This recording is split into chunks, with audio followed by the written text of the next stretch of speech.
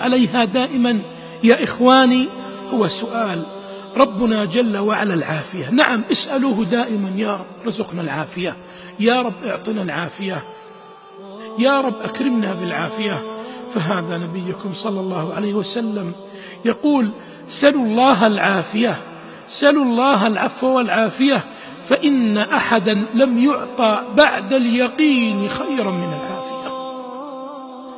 والله يا جماعة إني أذكر ذات مرة ذهبت إلى إحدى المستشفيات، فوجدت أحد المرضى يصيح، صوته مرتفع يبكي، فاضطررت أنني أذهب وأرى لماذا يصيح. فسألت الطبيب، تدرون ماذا قال لي؟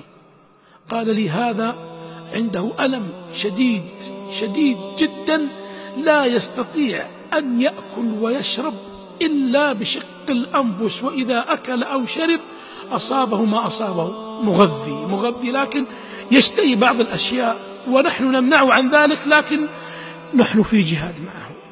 فقلت الحمد لله، حتى نعمة الأكل والشرب نعمة. واسمعوا لي قصة أخرى.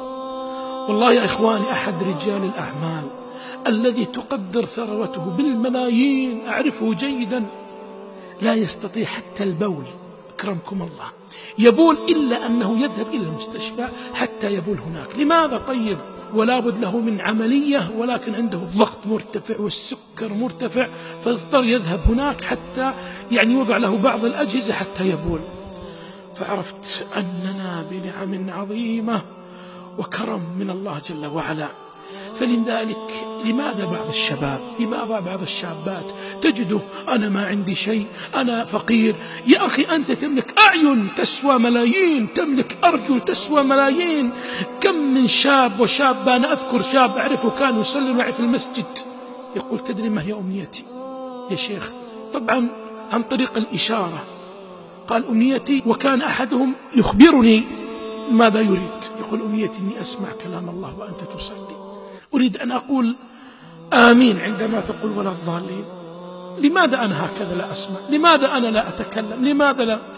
وأخذ يصيح. فقلت: يا رب يا رب لا تحرمنا خير ما عندك بسوء ما عندنا. ولذلك يا إخواني يا أحبابي سلوا الله العافية، مثل ما كان يفعل الرسول، وكان أكثر ما يدعو. يقول ابن عمر كان يدعو: يا رب نسألك العفو والعافية في أسماعنا، في أبصارنا. هذه أوراد وأذكار ينبغي للمسلم والمسلمة أن لا يتركها حتى يعيش بسعادة وهناء. نسأل الله لكم الرزق والعافية والستر والمعافاة الدائمة في الدين والدنيا والآخرة.